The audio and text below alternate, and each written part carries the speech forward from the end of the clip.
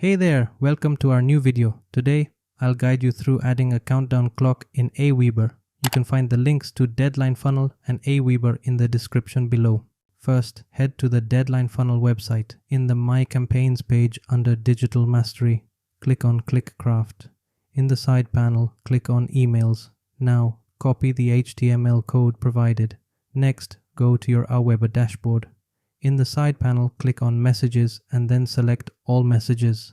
Choose a message you've created or create a new one. In the side panel, select the text option and drag it to the part of the message where you want the countdown clock. Click on the three dots at the top and select Source Code. Paste the HTML code you copied into the text box and click OK. Your countdown clock will be added. Adjust it according to your needs, then click on Save and Exit. Make sure to select Save My Changes.